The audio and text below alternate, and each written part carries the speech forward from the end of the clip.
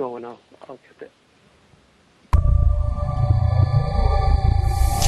Welcome to Paranormal Palace Radio, where truth equals reality, and truth is often stranger than fiction. Hello, everyone. Welcome to Paranormal Palace Radio. This is your host, Royce the Redneck Radio Man. And joining me today is going to be Rand Flem-Ath.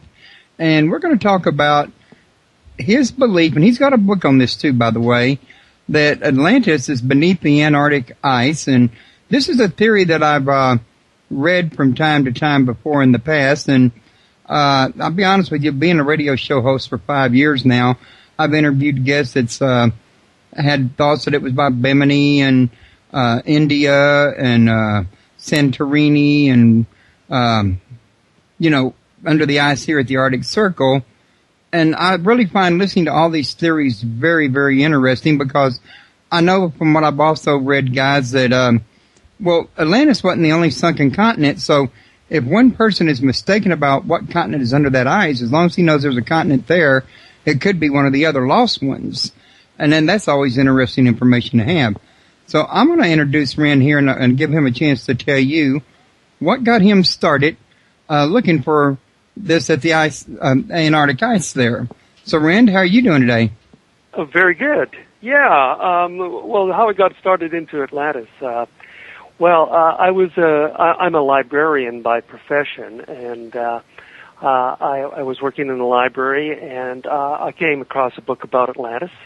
And I was just looking through it, and then there was a map in it. And I said, I'd never seen a map of Atlantis before, so I took a look at that. And then, a week or two later, another book came in across the counter there. It was called Maps of the Ancient Sea Kings. It was written by Charles Hapgood. And, it was kind of interesting because it's all about ancient maps and how some of them are far more accurate than they should be. And, anyway, I was looking through it, and in it showed a map of Antarctica without the ice.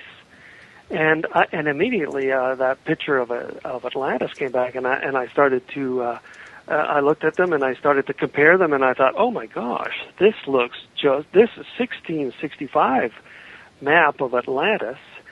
Looks just like this 1970 map of Antarctica without the ice.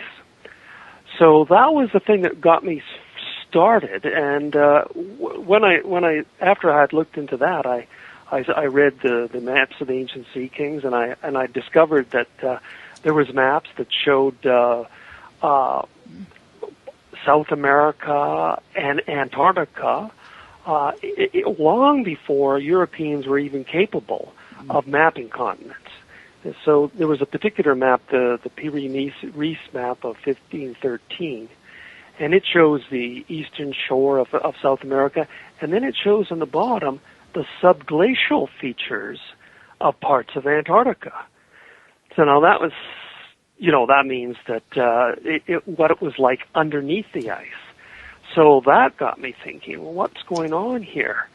So I went back to the maps of the ancient sea kings, and I was looking at that, and I noticed that this Charles Hapgood fellow had also written another book called The Earth's Shifting Crust. So I got a hold of that and looked into it, and then it started to click together to me. I started to see that there was something here that was worthwhile investigating. I came to the conviction that there was Atlantis had been a real place and had been destroyed by a real event and was still discoverable. Once I got onto that, then I started to delve into this whole theory of Earth crust displacement, which I probably should just give a little bit of an explanation of that. Okay. We all know plate tectonics is the Earth is made up of a series of plates that are very gradually moving in relationship to each other. And this is sort of similar, except that in this case, we're talking about all the plates as a single unit, as the outer shell. If you took an orange peel off an orange and then it reattached it, the orange peel itself is like the crust. And this, what Charles Hapgood proposed was that the Earth's crust periodically is displaced over the interior, and when that happens, there's incredible climatic changes. Because you can be in an area, say, in a temperate area, and end up in a polar zone. Or you can be in a polar zone and end up in a temperate zone. And when I started to look into this, I looked at, because he had estimated this happened about 12,000 years ago. And, of course, the story of Atlantis takes place. The destruction of Atlantis is supposed to have been taken place at 9,600 BC. So when I looked at that time period, we start to see that this is what geologists regard as the end of the Ice Age. Suddenly, everything's North America, which had been under a blanket of ice. It was there was an ice sheet on the eastern half of North America that is as big as the ice sheet that's on Antarctica today, and there was another ice sheet on the western side, the northwestern side of North America, that is as big as the ice cap that's on Greenland today. So with all that ice on North America, the ocean levels are lower, much lower, nearly 100 meters lower than they are today. And so there was a lot more land around the world. The continental shelf. That'd be about the time of Noah's flood, wouldn't it? Pardon? And wouldn't that be close to the time of Noah's flood as well? Well, this is the flood. Yeah, we are talking about the flood. And the thing about Noah's flood that's interesting is that the story of Noah's flood presupposes a civilization existing before the flood. Otherwise, you wouldn't be getting the blueprints for making an ark that includes, units of measurements and how to construct it, and hunters and gatherers aren't building these big ships like this. There was a civilization, in the Bible it's corrupt and wicked and is deserving of dying, and only just one man and his family survives. But the point there is that in the story of Noah, there is a civilization before the flood. And this is the thing that we start to find when we look around, because what I did at this point is I then started to look at world mythology. I started to look at the story of the flood. And again and again, throughout the world, in North American native mythology, all the way around the world, in South American native mythology, in Asia, Africa, we find these stories of a civilization that existed before the flood, and most often they refer to it as an island. I can give you some of those stories, but just to get back to where we were beginning here. Okay. When I realized that the big ice sheet that on North America was then melting, that looked as if the North American continent had shifted, that as well as the whole continent. It's the entire shell that's moving, and the continent just happens to be one of the passengers, if you like, as are the ocean basins. And what happened in North America was suddenly, having been in a polar zone, North America went into a temperate zone, and all those ice sheets, those vast mountains of ice, began to rapidly melt. The remnants are the Great Lakes, and in the process of melting, this is what the worldwide flood was. In addition, of course, as the crust shifted, there was massive earthquakes and floods. All of this is happening at around 9,600 BC, and this is precisely the time that the original account of Plato gives us for the destruction of this island continent of Atlantis. The story itself originates in the works of Plato. Plato wrote two dialogues, Tunisius and Cretius, both of which dealt with Atlantis in part. And in his account, he pinpoints the time as being 9,000 years before his ancestor Solon received the story, and his ancestor Solon lived around 600 BC. So it's 9,600 BC. So without any radiocarbon dating, without any anything to do with science, Plato's account pinpoints the exact time that geologists now say was the end of the Ice Age. Now, in the theory of Earth crust displacement, there really isn't ever an end to ice ages. Ice ages are simply those parts of the crust that are in the polar zone. So right now, there's an ice age in Siberia, Alaska, and northern Canada. And prior to this time, before 9,600 BC, the part of the pole that was at the part of the crust that was at the pole was in the Hudson Bay. So with these Earth crust displacements, you get incredible climatic change. The other thing that was happening at this time, and this has happened in the past decade, is something that's really quite remarkable, and that is in a place called Göbekli Tepe in Turkey. I've heard of that place. Yes. Well, it is the most astonishing archaeological discovery that we've ever made, as far as I'm concerned. It dates exactly to 9,500 to 9,600 BC. It exactly dates to the time, the very century that Plato says Atlantis is destroyed. And this is the time when the ocean level is rising, massive extinctions in North America, South America, Siberia, the beginnings of agriculture around the world. All these things are happening at the same time. And what we have at the Göbekli Tepe is suddenly... and previously to this, there's just hunters and gatherers going on for thousands of years. And then suddenly and abruptly, we have these 16-ton, 18 feet high limestone pillars being placed in circular formations after having been dragged for a third of a mile up a hill, and put into place as if it was a very simple thing to do. Now, when the current site is being almost completely controlled by the German Archaeological Institute, and they have concluded that to be able to move just one of these, would require at least 500 people. Now, as far as archaeology and anthropology is concerned, there wasn't populations of 500 people at that time.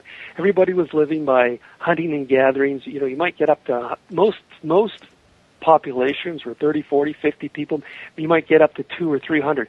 But suddenly we have what's called monumental architecture appearing with nothing before it.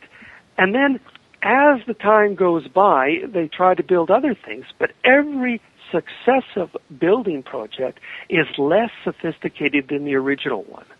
In other words, rather than improving through time, it's declining. It's as if there was knowledge in the past that was suddenly lost, and then it diminished, and people tried to mimic it and weren't capable of doing it. And that's what we're seeing there. And that's exactly what we would expect to see if this was the remnants of an advanced civilization in its last gasps. And this is what I think is happening at the Göbekli Tepe. The survivors of Atlantis had technology that they were still able to use that could carve and move these limestone things with ease, stones with ease, put them together, and then that attracted people. Then they were able to convert the people into following their needs. And then within a 100-mile radius of Göbekli Tepe, there's dozens of early agricultural sites. There's one site that's about 60 miles away that has wheat, barley, pigs, goats, rabbits. All of a sudden, prior to this, for hundreds of thousands of years, humans had lived by hunting and gathering, and then right at this time, as this Göbekli Tepe what was originally called a temple, appeared, suddenly we have agriculture. And so my thinking on this, and what we put forward in Atlantis Beneath the Ice, is the idea that survivors from Atlantis, in an attempt to reboot agriculture, built these structures, attracted people to begin the process of beginning agriculture again. And eventually agriculture did get going, but the civilization at that time just didn't survive. It went dormant. But agriculture had been reborn, and almost simultaneously, this was happening in South America. It was happening in Central America. It was happening in Thailand and China. It was happening in Ethiopia. It was happening throughout the Middle East. There was massive changes in Japan in terms of suddenly you have a pottery appearing. All of this is happening at the same date that Plato gives for the destruction of Atlantis. So that's a little bit of a brief introduction to what Atlantis Beneath the Ice is about. Now, as I understand, you and your wife did this book as a joint project, didn't you? Yes, we sure did. Yeah, Rose, my wife Rose, is a far better writer than I am, and I do the research and block out the ideas and might even do the draft and everything. But I need a real professional writer to turn it into words that are worth reading, and that's what she brings to the table. And so she certainly is carrying her half on this project. That's for sure. Yeah, me and my wife have a similar system. Like I do the reading for her and the talking and groups because she's not good at, PR. But then she does other, things for me like, cooking or not necessarily cooking, but, other little things for me that makes up for it. So we kind of cover each other's weaknesses, in other words. Yeah, that's exactly what we're doing. Yep. That's, it's been a great partnership, and this has been a long project. We started this, believe it or not, in 1976. We began corresponding with Charles Hapgood in 1977, and corresponded with him for 5 years until his death in 1982. He, in turn, when he was developing the theory of Earth crust displacement, corresponded with and actually met with Albert Einstein. Einstein, in fact, directed much of the research that Hapgood was doing. They met. He had a personal meeting with them. Hapgood was bilingual. He could speak German, and that certainly facilitated the conversations with Einstein. But it was a big deal for him to get Einstein to even consider looking at an idea that was outside of his comfort zone. But Einstein really globbed onto it. He really liked it. He thought he called it fascinating, compelling. He tried to get Hapgood a Guggenheim Foundation. He tried to get Hapgood into the advanced study program at Princeton, all to no avail. You would think that he would carry some weight with people, but they just didn't want to go into this idea for some reason, and I don't know why. Might have been before its time. It certainly seems that it was. Anyway, Charles Hapgood was very generous with us. He was very encouraging and encouraged us. We've dedicated this book to him, incidentally. He was very good in terms of helping us develop our ideas and encouraging us to just go further. He didn't really. He had a different theory of Atlantis, but he was sympathetic to what we were doing. It was a fun time. It was very encouraging. In the last year that he was alive, we were living in London, England, where I was using the British Museum's reading room, the mecca for librarians around the world, where I could receive books within an hour that would take me months to get in Canada. And I remember sitting on the steps of the British Museum, and Rose came up with a letter which I had sent to Charles, and it came back, sorry, he said deceased. And I just suddenly felt so alone. I had a friend and a colleague, and then he was gone. And his last letter to me was so interesting. It actually formed the basis of another book I wrote called The Atlantis Blueprint with an English writer, Colin Wilson. But he was he's beginning to get acceptance now, and far more people know of the name Charles Hapgood than did before. And I think as time goes by, it will be recognized that Charles Hapgood is one of the great figures of the 20th century. So that's where we start from. We start from his theories of earth crust displacement. I went on to apply the theory to the origins of agriculture, and of course I believe that the Atlanteans had a hand in that, but I wanted to publish in the scientific literature, so I wrote an article called The Global Model for the Origins of Agriculture, and I sent it off to a Canadian anthropological journal, and it was accepted immediately and became the lead article, and I was quite astonished. But I know for certain that if I had even whispered the name Atlantis, I would have never got that published. But what I did do was show that his theory of earth crust displacement is a viable explanation for the sudden, simultaneous, global emergence of agriculture around 9,600 BC. And the fact that humanity had been living for hunting and gathering for probably, if you talk about estimates now are that modern humans could be up to 200,000 years old. Actual artifacts are probably like 135,000 years ago. But even if you say 100,000 years ago, that's a long time. 90,000 to 100,000 or 120,000 years of just the same thing. We're all living by hunting and gathering. And then suddenly, in this specific century, the century that's been pinpointed in Plato's account, we find agricultural experiments all around the world in some really odd places that you wouldn't have expected and not. And here's a very interesting feature of it.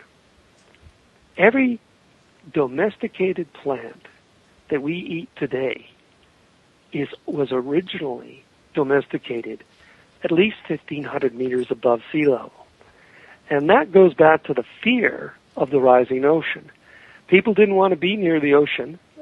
Well, don't forget that the continental shelf was disappearing. The ice sheets that had been on North America were ferociously melting, and the ocean level was rising. There were still aftershocks from the earth crust displacement, so there was a lot of tsunamis coming in. Nobody wanted to be near the shoreline. So you suddenly find that people are moving upland and into the highlands. And it's in the highlands that all of our domesticated plants were originally domesticated. And the reason that we know that is that for 30 years, a Russian botanist collected samples, over 50,000 samples of wild plants that were considered to be the ancestors of our domesticated plants. And so he just did it all over the world. And when he looked at the whole thing as a whole, he discovered that everything was above 1,500 meters above sea level. Didn't Ignatius Donnelly make a similar observation, or no? I wouldn't be surprised. Ignatius Donnelly had a lot of scholarship. He was quite the character, and he might very well. I've read his book a few times, but I don't recall that, but I wouldn't be surprised if that was. I could be getting things mixed up. I read an awful lot of material, so I could be, transposing things. And I apologize for interrupting, but it just seemed to hit my memory, and I wasn't sure, and I wanted to see if you could jog my memory a little bit is all. Well, as it's understood in science, anyway. In any case, the notion that agricultural origins are of high altitude was originally put forward by Vavilov. I think the English translation of his article appeared in 1953, so he probably wrote it in the 30s or the 40s. He himself, he died during the Second World War as a prisoner of Stalin in a jail, wrongfully accused of crimes, and became a scapegoat for the atrocities that Stalin had committed in terms of famine in the 30s. Side story, but a horrible death to a very great man. He's another one of these scientists that I think as time goes by, more and more people will eventually come to recognize his importance. But today, most people have never heard of him. But he shows, and we show in our book, that the relationship between high altitude and the origins of agriculture is so direct. The areas that have the high altitude are exactly where the origins of the domesticated plants are, that became the ones that we are totally reliant upon in terms of civilization today. So that's one of the things that we do. Well, one of the more recent ones that happened is the origins of sugar and bananas. Oh, really? And yes, this is just not relatively recently been discovered that bananas and sugarcane was originally domesticated in New Guinea. Now, here's the interesting thing. New Guinea is a huge island. It's the third largest island in the world. You've got Antarctica, Greenland, and then New Guinea. New Guinea is a very large island, and it's a mountain. It's very mountainous. It's in the tropics, and it's very isolated. It wasn't until the 1930s that the Europeans even got into the interior, and it was only by using planes that they did so. So there's been people living in New Guinea for probably 40,000. They now estimate for 40,000 years. For 30,000 of those 40,000 years, they lived near the shore and did fishing and just ate the plants and animals that were around there.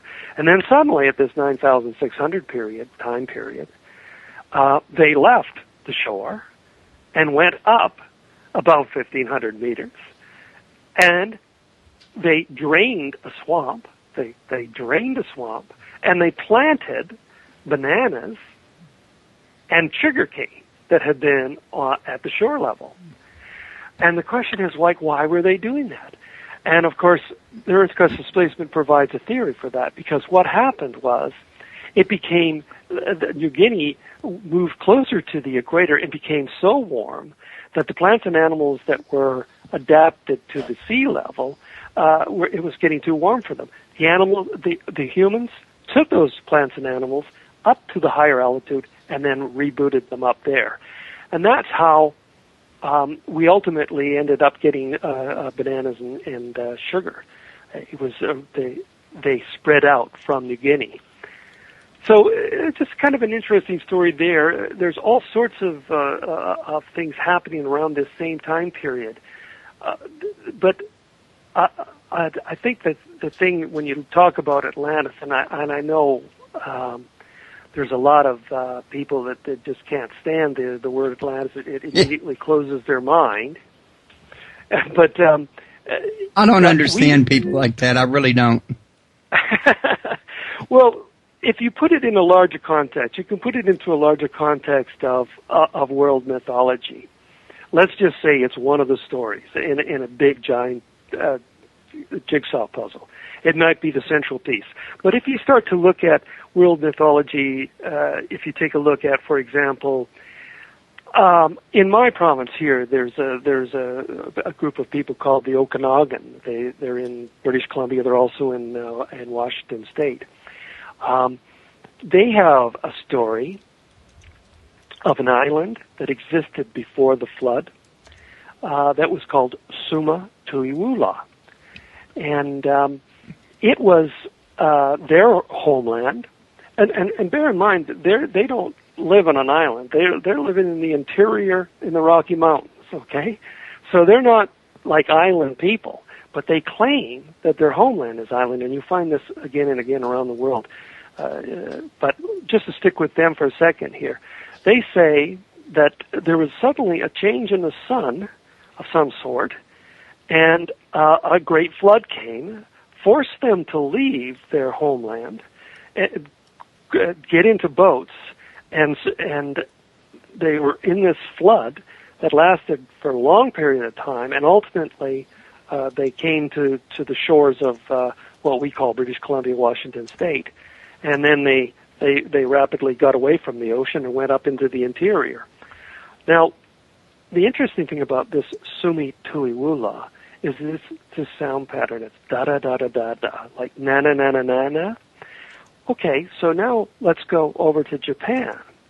They have a story told in a book called Kojiki, which is the most ancient stories of Japan, of their original homeland, which was near the pole, which was formed when two gods spun the earth around and drops with a spear, and the droplets fell down onto the ocean and formed islands, which they called, it means islands of the congealed drops, and what they call it is Ono Goro Jima, dada dada dada. Okay, so you say coincidence. To now go to India, among the Rig Veda, one of the oldest written records of humanity, and they have a story of Ariana Vajo, da da da. And Ariana Vajo is an island. It's destroyed in a flood, and then it's covered in snow and ice, and the people must flee in large boats and make their way across the ocean, and where they land on on top of a mountain. And this landing on top of a mountain is also part of the Suma Tuiwula story in the Okanagan. So what we're finding in world mythology, let's just say Plato had never written anything about Atlantis. If we didn't even know the word Atlantis, there would still be in world mythology the same story being told in Asia, in the Middle East, in North America, that there is an island, there was an island that was a homeland, that was there was a change in the sun or the sky, and then suddenly a great deluge. In some cases, the people are warned and they climb into boats. In other cases, they just scramble for boats and make it out. They're on the ocean for a long period of time, and then they land in these new lands. And so you have this story of what we call the Lost Island Paradise motif. It is since Plato couldn't have influenced any of these stories. The fact that Plato is saying the same story, and of course Plato claims that his story comes ultimately from Egypt.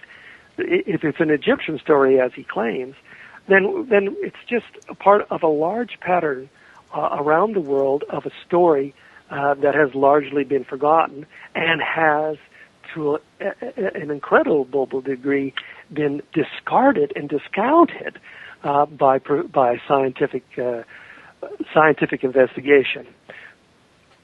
If, for example, you take a look at what archaeologists say about the peopling of America, what they say is this. They say, okay, there was people in Asia, and they were finding it was worthwhile to go into what's called Beringia, the land bridge between Alaska and Siberia. And then they were pioneers that came down through an ice-free corridor, or they took boats and went along the west coast. And it's all this sort of exploration pioneer idea. which is really just American history being imposed upon Native American mythology.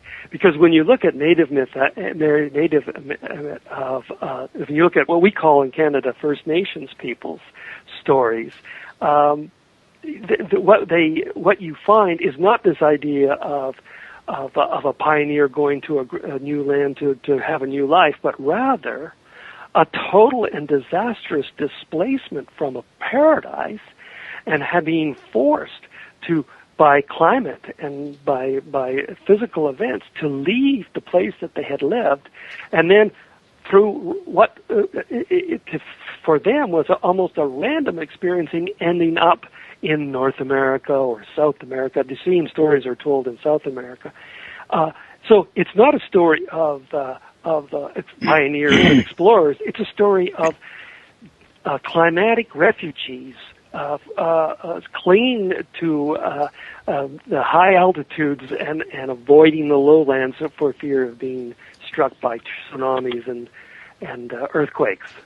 So the discrepancy between what archaeology and anthropology teaches in universities and what the people who have lived in North America for thousands of years say about their own past is so great that it's really quite shocking. And to me, I find it's disgraceful that the stories that are told by people like the Cherokee, the Utes of Utah, the Okanagan, the Kootenai, the Haida in British Columbia, all telling a similar story that is diametrically opposed to what archaeologists are saying. And you're not even told that if you're taking an archaeology course. If you take an archaeology class in university or something, you're not saying, nobody tells you that, oh, this is not what the people are saying. It's just straightforward, okay, we're going to tell you what's happening here. Here's the archaeological record, and this is what we're saying. And it's not in any way compared to what the people are saying. And what we do in Atlantis Beneath the Ice is we've turned that on its head. We believe that what the people said their ancestors have told them is true.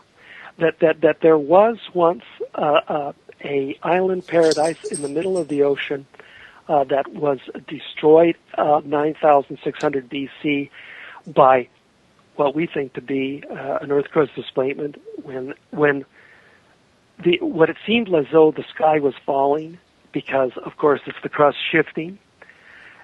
Just to get a little bit of sense of what that phenomenon is like, if you're there at the time and it's happening, the sun, which we think is rising in the east all the time, suddenly it's not rising in the same spot because the crust is moving. So eventually you get a different sunrise location. We illustrate this from the place that I find one of the most fascinating areas of all. It's called Haida Gwaii. It's a couple of islands in Canada, but just to the immediate south of Alaska.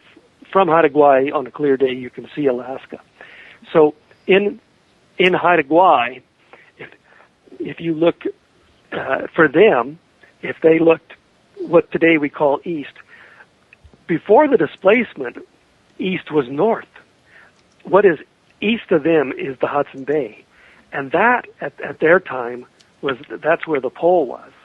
So they had a completely different experience with directions as a result of this displacement as well.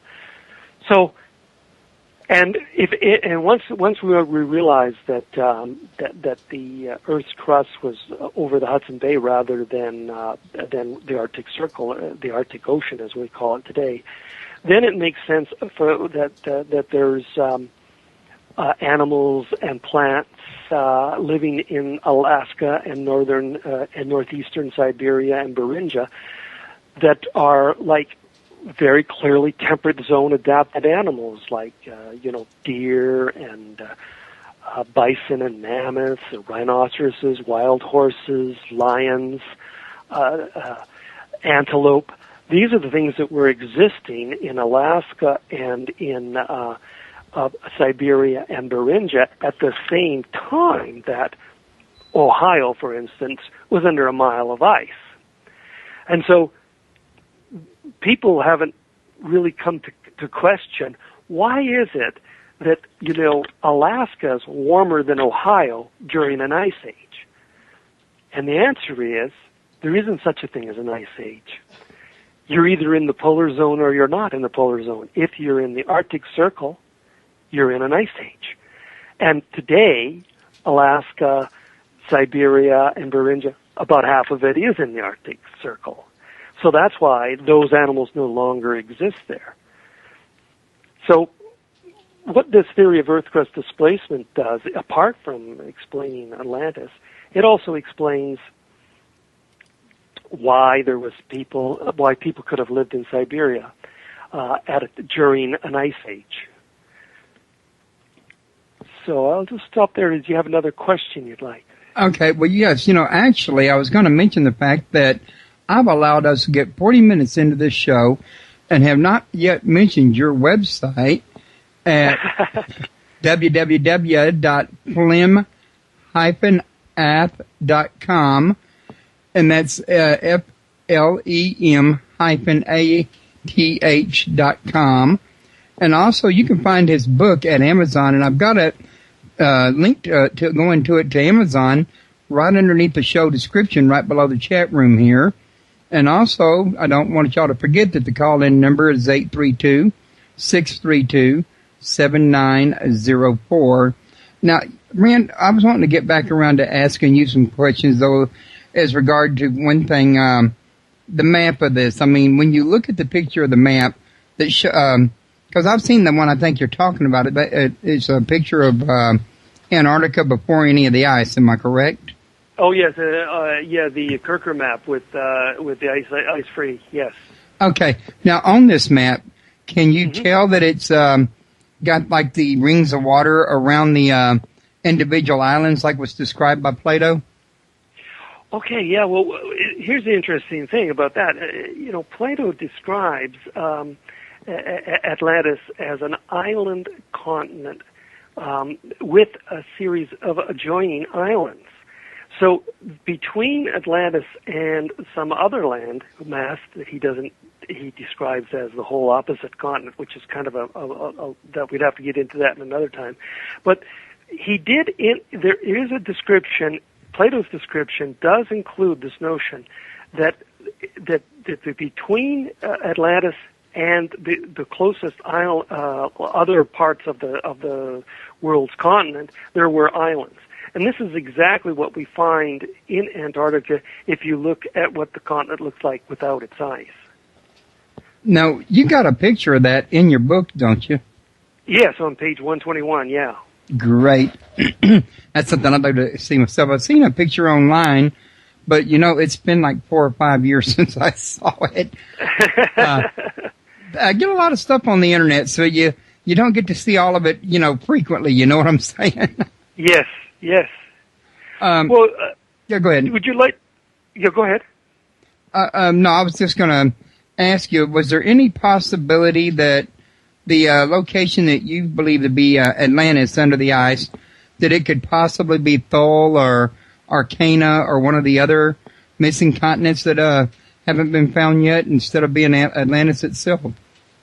The thing is, we haven't really discussed Plato's account of Atlantis, and I believe that Plato's account of Atlantis is an accurate, sophisticated, post-21st century, a most sophisticated description of the Earth's geography as seen from Antarctica.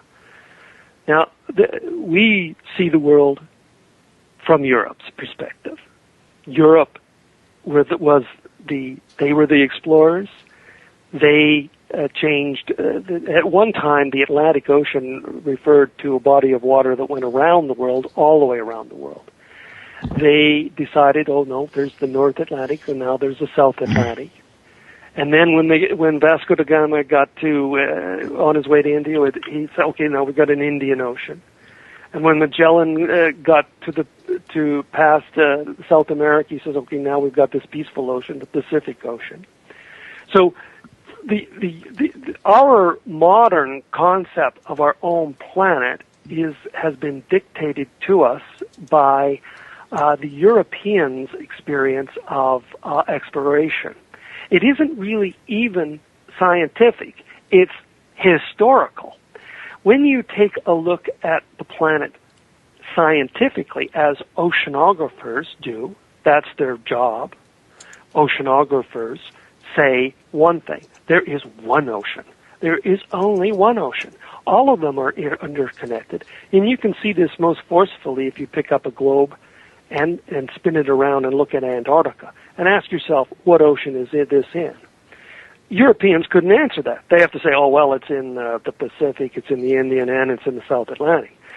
But where's the boundary between the Pacific and the Indian and the South Atlantic? There is no boundary. It is one ocean. There was one ocean. And in Plato's account of the description of the location of Atlantis, Atlantis is said to be in the real ocean. And the real ocean is, in our view, what oceanographers say is the true reality, the scientific reality of our planet. We have one ocean, one continuous ocean around the world, of which the Mediterranean is but a small bay having a narrow entrance. And those are the words that are actually used in the description of the location of Atlantis, that the Mediterranean is but a small bay having a narrow entrance. So, to give you Plato, now, there's no way that Plato knew this. Plato was a philosopher in the 4th century BC. He doesn't know this. But what he does know is a story that came to him from his ancestor, Solon. And Solon was the Athenian lawgiver, the first person to, well, you might say he was the sort of George Washington of Athenian democracy. He basically was the first one to take power from the aristocrats and give it to people, men, not women, but there were votes. He created all these laws, and then when he finished all these laws, people all kept bugging him about trying to interpret everything. So he said, "No, I'm not sticking around," and he left, and he went to Egypt. And while he was in Egypt, he met with the most learned of the Egyptian priests. Now, one of these priests, his name was Zonkus, is the person who told him the story of Atlantis. And what Plato is actually doing in his dialogues is reproducing what he heard Solon heard from this Zonkus. Now, you might think, oh, it's third hand. But you have to remember that in those days, people had incredible memories because there wasn't writing like there was today. In fact, Plato and Aristotle are really famous. Not mostly, but a good deal of their fame comes from the fact that they lived in an age when the oral tradition was turning into the written record, and they were the people who were doing the writing, and they were writing up everything, including everything that had happened before, 200 or 300 years in their own cultures. So they get a lot of the credits for what was happening. But the point being that their ability to reproduce words that had been spoken 200 years previously was not a big deal in those days, as it would be today when we live in a literate society where storing information in books and in the internet is the way to go. We don't store it in our memory. We don't have well-developed memories like they did in an oral tradition. So, what Zonkus says to Solon says, first of all, Solon is trying to get this Egyptian priest to speak about the past, and he starts to brag that, oh, well, I know about the flood, and he starts to tell the story, the Greek story of the flood, and he's about to speak this, and when Zonkus interrupts him and says, "Oh, Solon, you Greeks are all children. There is no such thing as an old Greek. And the reason is you have no idea how old things are and what has happened. But we, the Egyptians, we have records. We have records of people who lived 9,000 years ago. And I will tell you the story. So this is where the story of Atlantis emerges.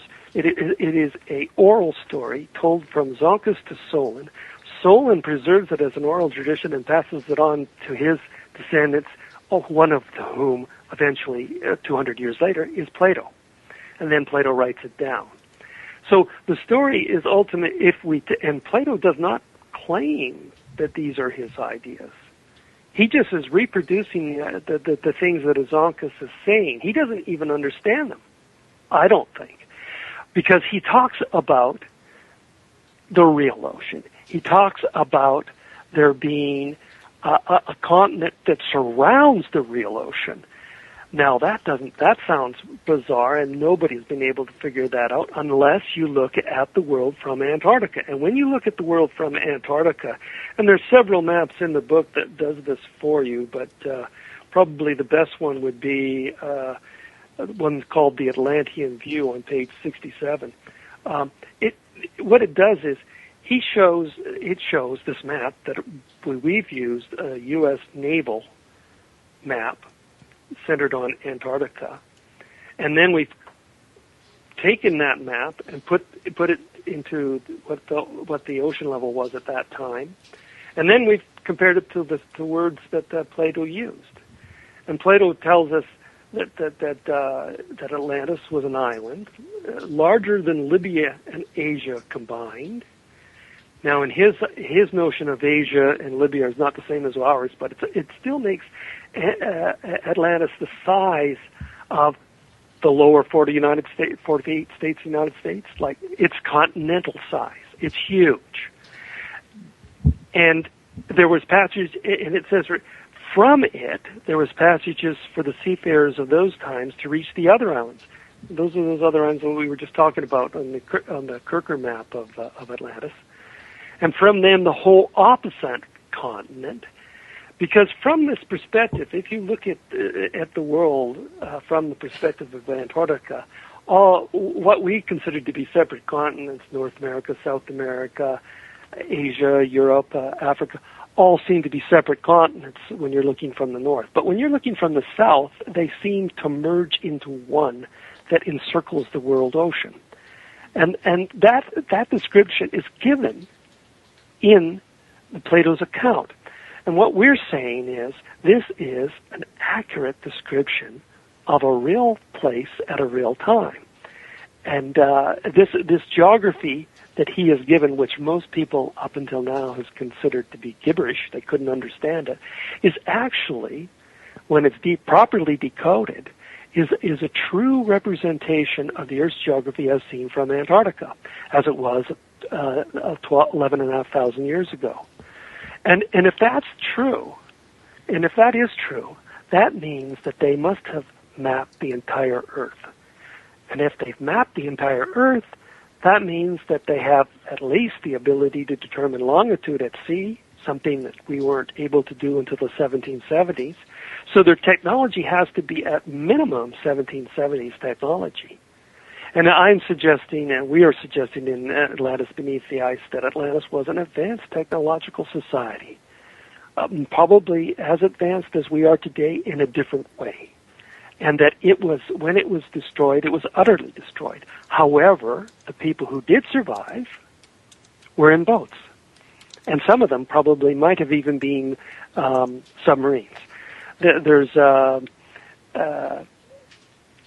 stories in the Haida that I was mentioning just south of Alaska, where they talk about people coming out of clams that were landed on the shore, and these clams were carried by birds, gigantic. And inside, when the clams opened up, the people came out. So you have this notion. You have to understand that. How would you describe a submarine if you have no notion of technology? It would be a big whale, or in this case, it looked like a clam, or a great fish, or a great fish, anything. And then you get these thunderbirds as well, which are a notion is common in the Pacific Northwest. We have these thunderbirds. I remember not too long ago, I was just walking my dogs. Now we're near an airport, and normally it's just ordinary aircraft going in there. But this one day, one of these jet fighters was there, and it took off. And I thought, my God, that is a Thunderbird, because it is like thunder if you're close to one of these things taking off. Oh yeah, I used to be in the San Diego MCRD boot camp, and those airplanes would take off, and they would shake your whole dadgum parade deck. No, it's just so I think that what we're seeing in many of these, there would have been. I believe that there. Here's how I believe what happened. First of all, Atlantis was hit by tidal waves. Everybody had to leave. If you stayed on the island, you were doomed. You were dead. You had to get to boats. And once you're on boats, and then you have to get away from the shoreline. Otherwise, the tidal waves will knock you right back in. So you're doing everything you can to get out to sea. And as you look back, from your perspective, if you're on the water looking back, a tsunami, it looks as though the island is sinking.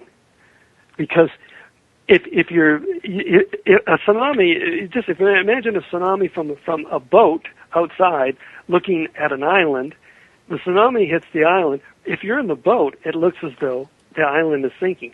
If you're on the island, it looks as though the ocean is rising. The story about Atlantis being sinking is really just the optical illusion of the people on the boats escaping. They're looking back at their homeland and they're thinking their island is sinking, because that's what they're seeing. It looks as though the island is sinking. Now, the island didn't actually sink. It was just tidal waves that were hitting it. Those people who survived then had, some of them were in, I think, probably relatively sophisticated boats, and some of them could have been submarines. If we imagine if this happened today, you have nuclear submarines, you have some big ships that might survive these kind of tidal waves. And they might even, and when everything's settled down, they might still go for, 20, 30, 40, 50, 100 years. But eventually, you're going to have to abandon those ships, because you're not going to have the civilization, the infrastructure there to create the parts that are missing. Eventually, you have to abandon those ships. And when you leave, the one thing that you take that is very valuable is maps of the earth. And that's where the maps of the ancient sea kings, of Charles Hapgood's book, comes into play. The maps were valuable and retained their value long after the ships that they were originally housed in were, long gone. So people kept those maps and they reproduced them. And we have some of those maps, and that's the thing that's so interesting. Like the Piri Reis map, showing the subglacial features of Antarctica. That's not possible according to archaeology or even modern present-day science. It's just not possible. However, it not only did Charles Hapgood took these maps and he said, "Look, this looks like subglacial Antarctica to us." And he took them to the cartographic department of the U.S. Air Force and said, "You take a look at these and whatever you find out, tell us." And then they came back and they said, "These maps are accurate depictions of Antarctica below the ice. We have no idea how that was done, but they are accurate." So the only way that they could have been done is if there's two ways. Before the plate moved. Yes, before the Earth's crust shifted, that part of Antarctica was not in the polar zone. It was in the temperate zone. People lived there, and they died there, and some of them fled from there. And as they fled, they took with them three things which are really ultimately were important to our civilization. One was the knowledge of agriculture and how to reboot it. Two was an incredible knowledge of astronomy, because to be a navigator on the seas as the Atlanteans were, you had to know astronomy. And three was these maps of the Earth. Now, the maps of the Earth they showed the Earth as it was before the displacement. So the maps would show, for example, maps of North America would not show the Hudson Bay because it was under ice. But at the same time, they would show this land bridge that connected the Beringia, that connected Alaska to Siberia. So we have ancient maps dating before the time of European exploration that depict North America, for example, as being covered in ice and having this land bridge to Asia. And it wasn't even, the whole notion of the land bridge is a post-Second World War confirmation. When they found the Bering Strait, when the scientist, the explorer Bering discovered the Bering Strait, then people started to think, it was possible for people to have come to North America from Asia across this relatively, narrow strait. Then, it's really since the Second World War that the exploration of this land bridge called Beringia was being explored. But yet, we have ancient maps. The Haji Hamid map is what the one I'm referring to, that shows the continent of North America in an amazingly detail, long before Europeans were capable of even mapping their own continents, let alone the continents that they were exploring. So there's a level of technology in these ancient maps that imply that there was a technology in the past that was lost and then has only been reinvented, and that is the ability to determine longitude at sea. It's a long. You need very, very accurate marine clocks. They're called marine chronometers to be able to determine where you are east and west of Greenwich. Incidentally, and this is in the other book that I wrote with Colin Wilson, Atlantis Blueprint, we show that it was a mistake to have made Greenwich the zero. That what should have really been adopted as zero was the Great Pyramid. Because that makes sense because it's the center of the Earth. That is the center of the Earth.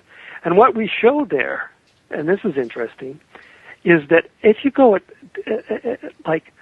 let's say, if you make Greenwich, if you make Giza zero, we call it the Giza prime meridian, then you'd say, let's go a third of the way around the world, 120 degrees, for example.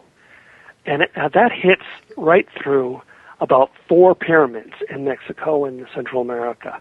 Copan, Chichen Itza, Lubantum, another one I forget the name of. But it's like a line, and it's exactly 1/3 of the distance around the Earth from Giza, and Giza, don't forget, is 1/3 of the distance from the equator to the North Pole. And now you have got pyramids in the New World that are aligned with pyramids in the Old World. Okay, 120. Let's go to 130. 130, you've got Teotihuacan, the Temple of the Sun, the biggest pyramid in Mexico, one of the biggest pyramids in Mexico. At 140, you've got Easter Island. Let's go back. 110, you've got Quito, the capital of the northern capital of the Inca Empire on the equator, and then go to 100, you've got Tiwanaku in Lake Titicaca pyramids. So you've got civilizations in the New World that are at 10-degree intervals from if we had adopted Giza as 0, then these were all at 100, 110, 120, 130, 140, just like that. So it seems as though even the location of the sacred sites in the New World were linked in some ways to the sacred sites in the Old World, and so that means that there's something that was happening on a global level, and we believe that there was an attempt to try to lay down these foundations, and they were probably related to recalibrating the maps, because the maps were no longer accurate. If you suddenly move the crust of the Earth so that no longer is North America in the polar zone but is in the temperate zone, then the maps that you used to have about North America are no longer relevant. Hey, you've got places that were like when we take a look at maps of Antarctica today, even almost 99% of all the maps you look at of Antarctica today, it's the ice-covered Antarctica that you see. You don't see the actual configuration of the continent. You see the ice as if it's included. And these maps that existed for the Atlanteans prior to that had the same thing about North America. It's interesting, like North America is in many ways the Atlantis of today. It's the one that has risen up as Atlantis has fallen. And incidentally, if there is ever another Earth thrust displacement, and I'm not saying that there will be one soon, I don't think there will be one soon, but if there is, when there is one, because it's not a question of if, but it's a question of when, whatever happens, Antarctica will come out of the polar zone. And that means that once again, Antarctica will be an island continent, a temperate island continent in the middle of the ocean. And that continent, its trading advantage, being in the center of the world ocean, is so great that will be the great nation of the next era. So the notion that Atlantis might rise again is certainly true. It may be thousands of years from now, though. Okay. Now, also, Rand, I wanted to mention that earlier Jen from the chat room had asked a couple of questions that I thought I'd try to get in here real quick like. Okay. She's a real big Hollow Earth fan, so these questions, or at least one of them, is referring to the Hollow Earth theory. She said something about the Hollow Earth excluding myths and facts of being in the Earth. She wants to know, is there such a place? And I don't know if you're familiar with the Hollow Earth theory to be able to answer that, but I guess we can ask you and see. I certainly have heard of that. I don't believe that's credible, I'm afraid. I don't know where that came from. I think that there is certainly, let's put it this way, on the positive side on that, there is a lot of information and there's a lot of physical evidence that being underground was important to people in the ancient world. There seems to be quite a series of tunnels in South America, and also in Turkey there's these massive constructions that are underground. Even Göbekli Tepe that I was mentioning at one point was covered was artificially covered in soil, and that would have created cave-like things. But the idea of the whole Earth itself being hollow, I don't find that credible. But the idea of underground world, yes, that certainly seems to be some evidence of that. Okay, now we got a couple more questions. We just had one more pop up in chat, but it looks like she had one more, and you probably already answered this one, but I'm going to go ahead and read it off in case I'm missing something here. And she wants to know if it's possible that it may have been part of Earth or still is. And of course, if you don't think that it ever really existed, then it couldn't still be a part of the Earth. You mean the hollow Earth? Yeah. No, I don't agree with that. I'm afraid I don't find that credible. I'm afraid. That's well, I mean, everybody's got their own, theories. I'm not claiming to be an expert about that. I wouldn't say that I've explored it and know it that well, but it doesn't seem credible to me just on first value. But you know, at least not on the face value. If you dug deeper, it might be different. Who knows? Or it might mean something slightly different than what people are imagining. Oh yeah, that happens all the time. Yeah. Okay, now Leslie was wanting to know: does it concern you that there's not a single a physical artifact that's identified as coming from Atlantis? Not at all. Let's take a look at the oldest civilization that we know. That's the Sumerians, and we're talking the earliest stages would be around 4000 BC. That's 6,000 years ago. Okay. Atlantis was destroyed 11,500 years ago. It's twice as old. So the forces of nature have had their toll upon Atlantis for twice as long as we know civilization has existed.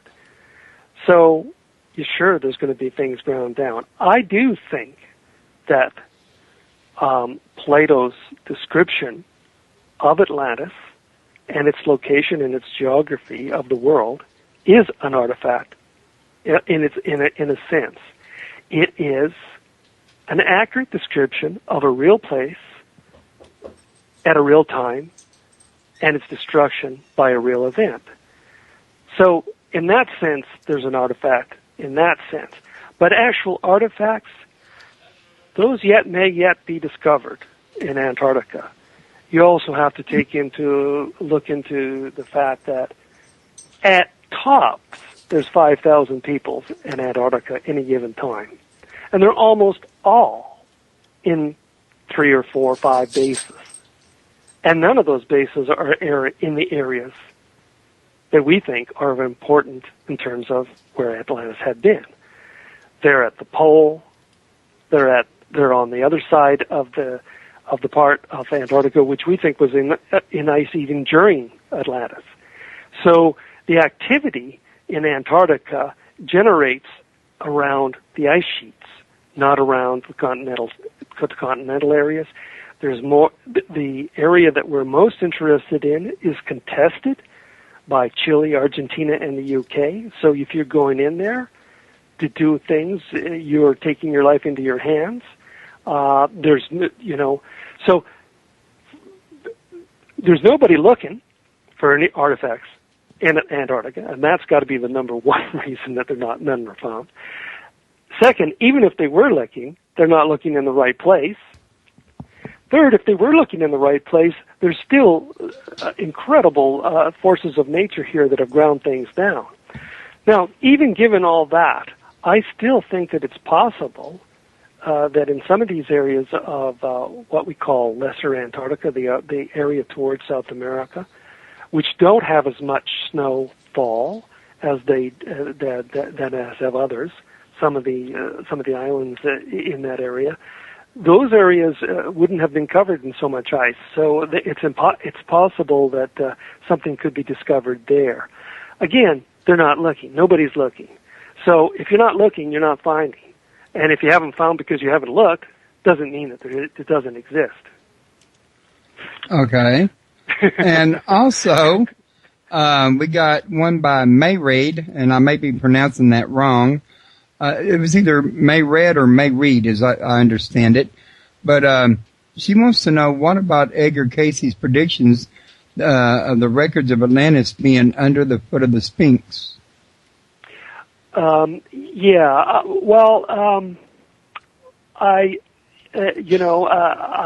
don't really put much credence in Edgar Casey, I have to say.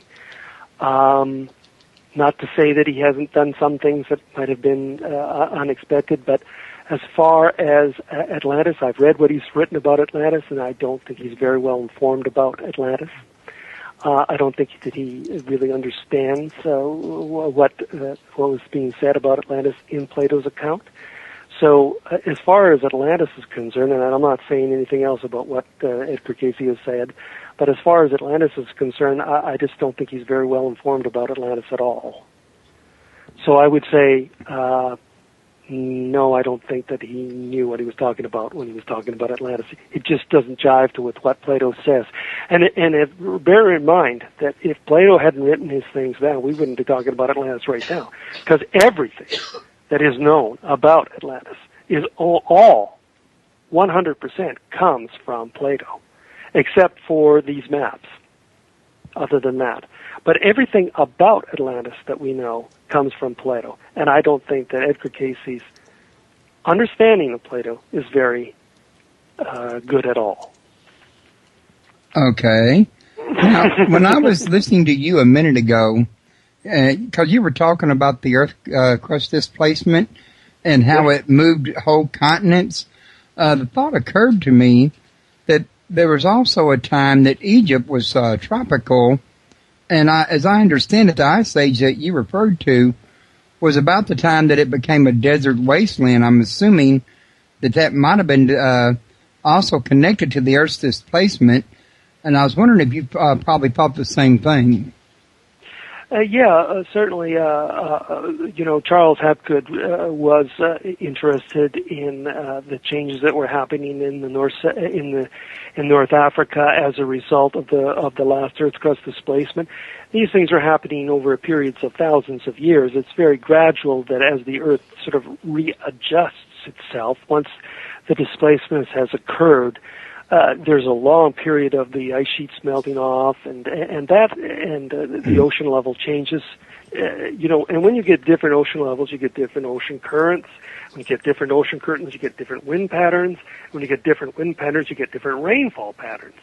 So I think it's true to say that North Africa was a much more favorable place for the first 6,000 years after the displacement than it was for the second 6,000 years since then.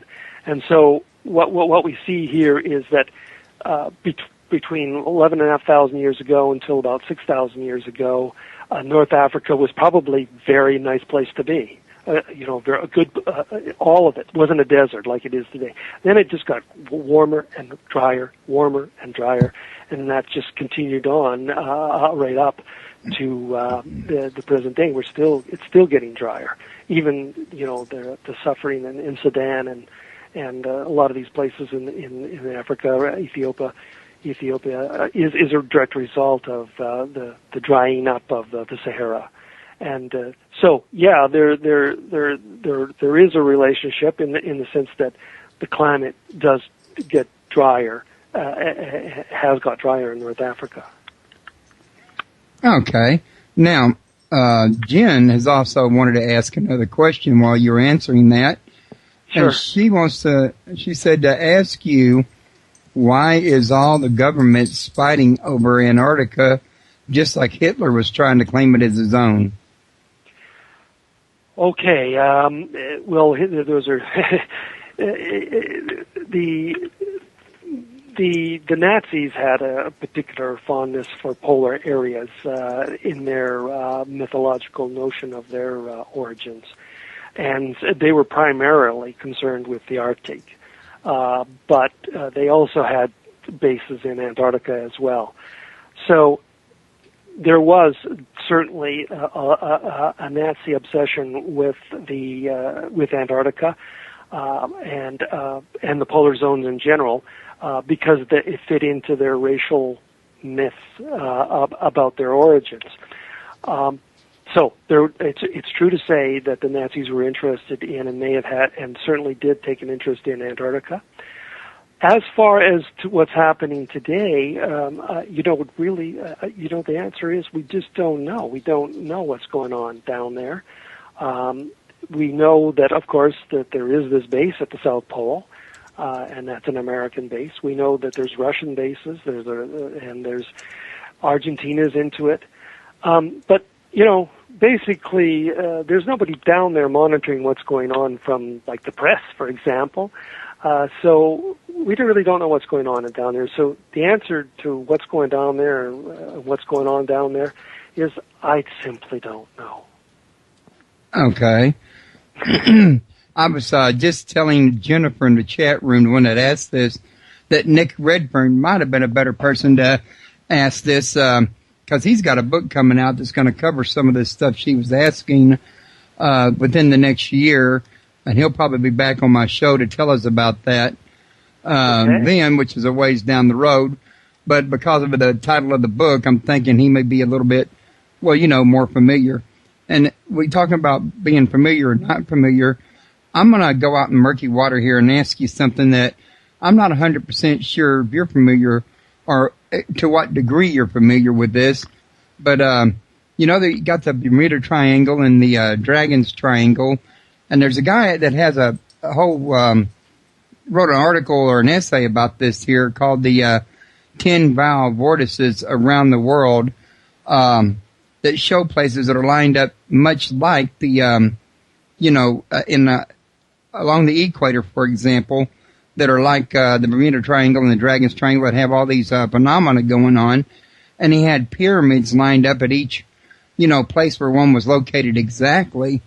And I was thinking that perhaps with what we talked about with the Earth displacement, that maybe there was once some form of an energy grid that these pyramids were used for, that when the Earth got displaced, the crust did, the pyramids got moved, that may have, kind of like short-circuited the network field, because I know that you can get some kind of energy from certain stones that I've heard about that they use to build pyramids, and I was wondering if you had any thoughts on that, if I'm just, wondering aimlessly on that there thought line, or if you think I might have something going. There might be something to that. I mean, there is a fellow named Christopher Dunn, D-U-N-N. You might want to get in touch with him. He's the person who could tell you about that. He's the person I've had him on my show before. He's a very nice guy, but I never thought to ask him about this. I can always ask him back. Yeah, I think he probably would be more informed on that than I would be. He studied pyramids and what they might be used for, and energy and stuff like that. I just haven't done that research. So he's so far ahead in that. That's something that he's done. I think he's the person to talk to about that. Okay. Well, listen, we've been on for about an hour and almost a half now, and you and me didn't discuss prior how long you wanted the show to last, and I was going to ask you earlier, but we had such a good conversation going, and people were asking questions, and it just didn't seem like a good time to interrupt. You know what I mean? No problem. So I was going to say, since we got to get dinner going on our end, I don't know if you got something going on or not. Yeah, my wife just is returning with the dogs. Okay. I was going to say, real quick, do you have any last-minute thoughts you'd like to share with my listeners? I would just like to say to the people of Texas, thank you so much. Texas is my best-selling state for all of our books. The people in Texas seem to be independent thinkers. They don't let other people tell them how to think, and they use their own mind, and I really appreciate that. And without that kind of reader, if you put the word Atlantis in your title, you're dead in the water before you even start. But people in Texas are more open-minded about this than any other part of North America. Our sales in Texas are always better than anywhere else. Well, thank you for the compliment. I'm a Texan. Well, my mother's maiden name was Houston, so and my grandfather was ultimately from America as well. Okay. Well, also we just had another question go to the chat room. Leslie wants to know if you're familiar with the work of Thompson and Cremo. Michael Cremo and his partner Thompson. Yes, I certainly am. Yep. Okay. Yes. He's another one I've had on my show. They've done some really great work because he commented earlier that they had found Oopart, according to their book, all over the world, in other words, but I don't know if any of it was could be considered, verified artifacts from Atlantis, in other words. Yeah, I've read his books, Forbidden Archaeology. Yes, that's the one. Yeah, I think it's fascinating stuff. How it all fits together. We're at the very early stages of this whole investigation. And I think that lots is yet to come. And I think that there are people right now who are in their teens and in their 20s who, 30 years from now will be doing some incredible things on these fields. So, this is a really early days about this whole alternative history phenomena.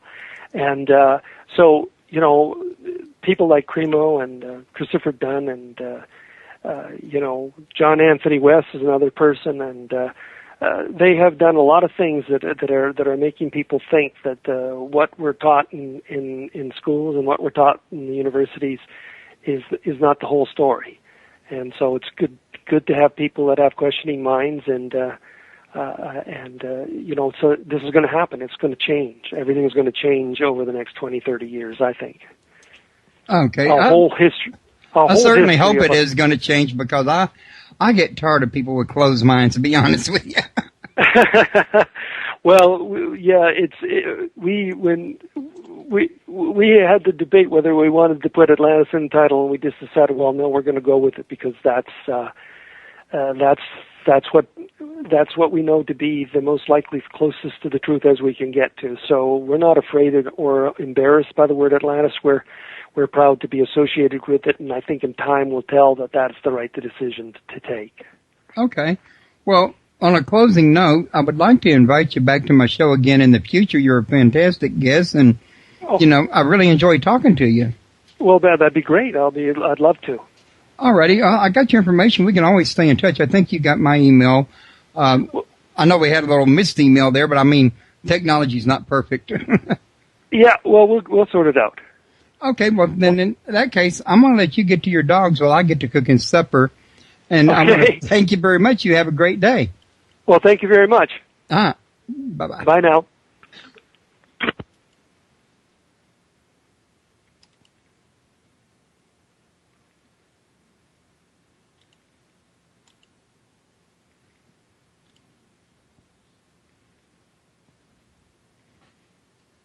Mm-hmm.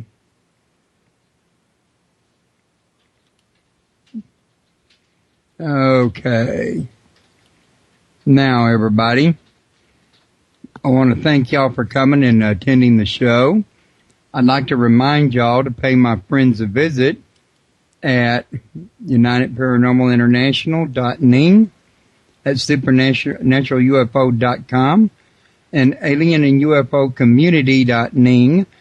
If you click on the friends link on your left in my navigation menu, you'll go to a page that has banners on it for each one of those sites. I also want to encourage y'all to pass this link around to this show. Tell everybody about it. If you enjoyed the show, somebody else is likely to enjoy it as well. We got some really interesting shows coming up in the near future that people might be interested in. We got extraplanetary, I need to get that document open again, folks. Extraplanetary Experiences with Tom Streicher, however you pronounce that, this coming Tuesday. And then we're going to have The Silent Gospel with James Barrett on March 24th. Synchronicity with Kirby Surprise on March 27th. And then we're going to have William Burns of UFO Hunters coming on Saturday the 31st. So we got a nice little lineup. Actually, I'm lined up into June, but I'm not going to go down the whole list right now and take up everybody's whole Saturday afternoon. But I just wanted to let you guys know that, they've got plenty of things coming up. Please invite your friends and share everything. And I'm going to call it quits for the show right there, and y'all have a good day.